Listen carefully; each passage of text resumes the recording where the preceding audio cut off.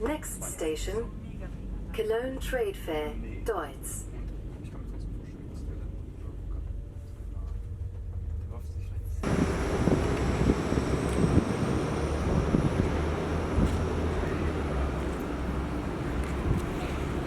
Hey, welcome back. Today I'm here in Cologne, joined by my friend Mike, which is helping me film this video. And we're going to test out and review the Leica Mini. The first version, there's actually 3 versions of this camera, and one is an actual one, which is the Leica Zoom, I think, Leica Mini Zoom. This is the actual non-zoom version, the first one with the Elmar 35mm 3.5 lens, which is the only thing actually made by Leica in this camera, because everything else was made by, I've read Panasonic and Minolta. I'm not sure which one of them, but it's definitely a GP plasticky camera, which doesn't fit like the standard Leica standards, I guess. Still looks like a pretty nice all-auto point-and-shoot camera to use, 35mm. So let's see how it works and let's shoot a roll. I'm going to be shooting with Ilford HP5 roll, HP5 Plus actually. It's black and white film. It's actually the first black and white roll I'm going to shoot ever. So let's see how that goes. And today's it's a nice, slightly overcast day, so it should have decent light and should be fun to shoot on. So let's go.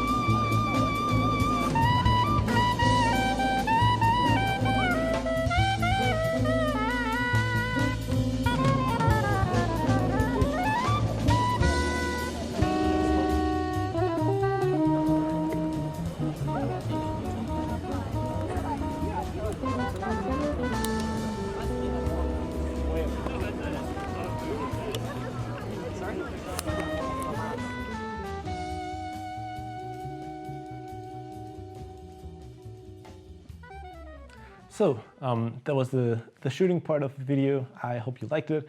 I initially had recorded an outro for this video on Cologne on site actually, but I didn't think it was too helpful because I hadn't seen the results of the pictures. So now that I actually developed the film and scanned it and everything, and I've seen the results, I think it can be much more of a better insight, I guess. So yeah, let's start. I'm gonna give you a little info about the camera first, and then I'll talk about my personal opinion and if I think you should actually go for this camera or just like let it go. There were 3 models made: the Mini, the Mini 2, the Mini 3, and then a couple of sim models, I think the Mini Lux. So I haven't been able to find much information about every particular model, more like a general thing. So take those facts, I guess, with a grain of salt, because I'm not sure how accurate they are. as to the very first Leica Mini model. So after the production time was from 1991 to 1993. The lens, as he said, is a 35mm f3.5 Elmer lens, supposedly Leica. It does have 4 elements in 3 groups if you're interested in that, and it does also have a built-in UV filter. Now, the camera does not offer any kind of protection for the lens. When you turn it on, the lens kind of drives out a little bit, and that's it. So this UV filter is kind of like the only protection it offers in front of the lens. I guess it's not a big problem, but if you scratch the UV filter, which is basically like a plastic glass kind of cover it's had on the little lens, and then you might have a problem because I don't think you can replace them anymore. And if you scratch it, then you might as well have scratched the lens. So I don't see the point of that. I much rather prefer like a clamshell design like there is in the Olympus Mio, for example, or some kind of cover protection. But yeah, if you're careful, I guess it shouldn't be a problem, or if you're using like a camera pouch or some kind of bag. So just keep that in mind. The minimum focusing distance is 65 centimeter. I think that's pretty okay for a point and shoot, I guess. Not super close, but close enough, I'd say. The shutter speeds range from 1/5 of a second to 1/250th, which is pretty nice. And it does offer a bulb setting for up to 5 seconds, but you're not allowed to select this manually. It's an automatic feature. The camera automatically changes the bulb whenever it senses that it measures, I guess, that there's not enough light. So yeah, a cool bulb feature. A bummer that's not manually selectable, but it's there anyway, so not bad. The camera reads DX-coded film from ISO 50 to ISO 1000, and if you decide to go for non-DX-coded film canisters or you cover them up, then it will always shoot at ISO 100. You can use that maybe for exposure compensation if you're shooting like ISO 200 or 400 film, as the camera does not offer a manual exposure compensation in any way. So you might actually be able to put some tape on the film canister and then shoot at ISO 100 if that's something you would like. The flash, you can automatically turn it on and off, and the only problem I've seen this is you can use it in all auto, only on, only off. And if you decide to turn the camera off and then on again, it won't remember your flash settings. That's pretty common with the Mio 1 and 2 series, for example, from Olympus. That happens with a lot of cameras, but it's kind of an inconvenience. If you're shooting, let's say, outside in daylight and you don't want any flash at all, you have to remember every time you turn the camera off and turn it back on to manually turn the flash off, else it would just fire. The camera offers automatic film transport and rewind after the last shot, and there's a little button up top you can push in with a pen, for example, or something that lets you rewind the film mid-roll. I don't think it lets the film lead out, so if you decide to do that, then I guess you'll lose the part of the film that wasn't exposed. But if you need to change film, that's kind of handy, I guess. Else, as he said, it will rewind automatically at the end of the roll.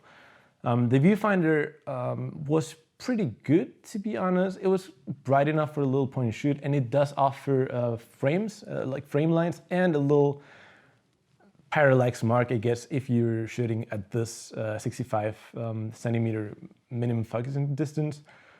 It wasn't anything particularly super good, and as you saw in the pictures, there were a couple of them that were a little misaligned. As I said, it's a point and shoot. It's a nice viewfinder, but nothing to go crazy about. The camera also features like a top LCD, a little one. That was actually pretty handy. It tells you the number of shots you have left on the film. And it does show you the mode you're shooting onto, as well as the flash mode. So the camera offers actually a couple of different modes actually. You can have auto. With the auto flash, you can turn the flash on, you can turn the flash off, and then it does offer infinity focus mode, which I guess could be handy for maybe street photography or something, where you just the camera automatically focuses to infinity. So you step that split second time of focusing, and it will always just shoot at infinity focus. So I guess that could be a handy setting if you need it. As I said, it does offer bulb mode, but only when the camera thinks it's needed, so you won't be telling the camera when you want it. The camera also features a self-timer mode. It is around 10 seconds, I think, and it is showed, but you have a separate button to activate it on top of the camera. And the self timer will show a little LED flashing on the top of the camera while it's counting down the 10 seconds. So it's as any other point and shoot camera, a nice little countdown, but it's nothing super special or anything. The camera uses 3-volt CR123A batteries. Those are pretty common in camera shops. They're a little expensive maybe, but they will hold for a long time, maybe like more than 1 year, even if you use the camera like often. So I think it's not very bad. The viewfinder has an LED built right into it. It does light up whenever the camera wants to, basically. If you're shooting with no flash, then it will tell you when the camera is ready to shoot, which is a pretty cool thing. Like, focus is locked, okay, go on. But if the flash is activated, it can also tell you whether the flash is ready or not to shoot. And also it will light up if the shutter speed is going to be lower than 1/30th of a second. So it kind of does it all, and it's not a very good LED control for that, because you never know like very well what it's telling you. If you read the manual carefully and you remember all the different modes, then sure, it can help you. But I think in general, it was a little cumbersome to use. It wasn't super helpful. That was like my only kind of pet peeve with the whole camera control, but yeah. And now going to my own opinion, I think it was a nice little camera. Actually, I sold the camera, I gotta say right away. I did sell the camera because, well, I didn't plan on using it that much. And to be fair, I kind of regret it a little bit. After seeing the results, I would have liked to shoot a little bit more with it, but that's fine. I sold it, and for 1/4 of the price, I got an Olympus Mu, the Mu 1. To be honest, it's very similar. Like, it's pretty much the same camera, 35mm 3.5. It does offer a clamshell design, which protects the lens, in my opinion, better than the UV filter the Leica Mini has. I do like to hold a camera when I'm talking about it, so for illustration purposes, I guess, I'm gonna do a nifty little hack. There we go, much better. It's basically the same thing now. I did get this guy for 1/4 of the price from the money I got for the Leica Mini, so I can say I'm really bummed now, because I do like this camera a lot. It's a little smaller but bulkier than the Leica Mini, and it's pretty pocketable still. And I do only own Olympus cameras, basically, so this was a no-brainer. And as I said, like, for 1/4 of the price, it's not 4 times worse than the Leica Mini. In fact, I think I do need to test this more, but I think it's pretty much up there in terms of sharpness and image quality, so I don't think it lost much. But as I said, let's talk about the Leica. The lens was pretty sharp, as I said. I'm pretty pleased and actually surprised by the results. Some of the architecture photos turned out to be pretty sharp, way sharper than I expected, so that was a big plus. The focus was very good, not perfect. I thought I hadn't missed focus on any of the pictures.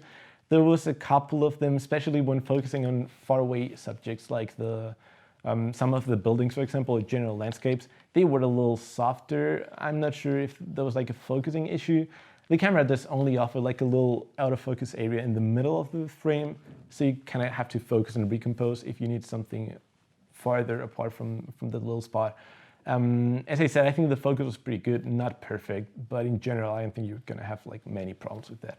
I didn't test any flash pictures though, so I'm not sure how good they would be, but I've read the flash is supposed to be well balanced and not super bright, so I think that would be a good thing too. As I said, I kind of regret selling the camera after I got this one, not really anymore, but maybe I should have shot a little bit more with it. Also, maybe color film to have a kind of balance, but I don't know.